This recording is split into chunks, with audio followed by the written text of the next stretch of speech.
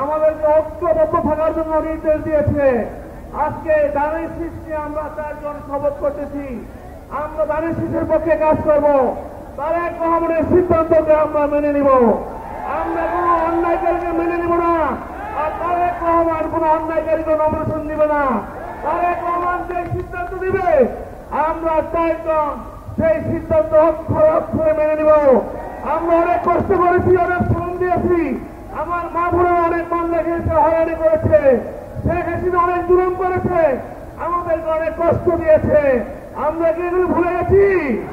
আমরা তার আগামীতে তারেক রহমানের নেতৃত্বে আমরা পুরো দেশ ঐক্যবদ্ধ আছি। তারেক রহমানের নেতৃত্বে আমরা এই 4 জন মনোনয়ন প্রত্যাশী আমরা ঐক্যবদ্ধ আছি। আমরা ইনশাআল্লাহ যে কোনো ক্রান্তিকালে যে কোনো জনগণের সমস্যার পাশে আমরা থাকার চেষ্টা ছিলাম, আছি এবং থাকবো ইনশাআল্লাহ। আপনারা দুশ্চিন্তা করবেন না, জনগণের সাথে তারেক রহমান আছে। জনগণ যারা চাইব নমিনেশন সেই লোকই পাইব ইনশাআল্লাহ। তারেক রহমানের জনগণের বাইরে যাবে না, যাবে না, আমি কথা দিলাম। তারেক রহমান জনগণের বাস বুঝে, যে ভালো লোক, যে জনগণের পাশে থাকতে চায়, যে জনগণের পাশে থেকে জনসেবা করতে পারে, যে দেশের জন্য কাজ করবে, যে দেশের কল্যাণে কাজ করবে, সেই লোককে আমাদের পার্টির ভারপ্রাপ্ত চেয়ারম্যান নমিনেশন দিয়ে দিবে ইনশাআল্লাহ, আমরা বিশ্বাস করি। আপনারা টেনশন ফ্রি থাকেন, আগামীতে চমক দেখবেন। ভালো লোক, আপনাদের পছন্দ লোক, জনগণের পছন্দ লোক, এই 18 আসনের ভোটারদের পছন্দ লোককেই তারেক রহমান মনোনয়ন দিবে, আমি এটা বিশ্বাস করি।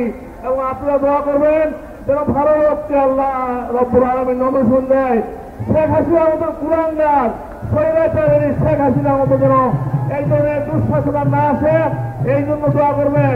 আমার নেত্রী খালেদা জিয়ার জন্য দোয়া করবেন, আমার নেতা ভারপ্রাপ্ত চেয়ারম্যান তারেক রহমানের জন্য দোয়া করবেন।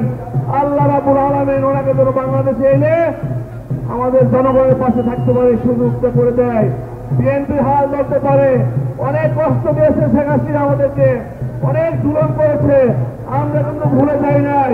আল্লাহর রহমতে আগামী ফেব্রুয়ারি যে নির্বাচন হবে, বাংলাদেশ জাতীয়তাবাদী দল বিএনপির ভারপ্রাপ্ত চেয়ারম্যান তারেক রহমানের নেতৃত্বে বাংলাদেশে অবশ্যই একটা সুন্দর সুস্থ নির্বাচন হবে।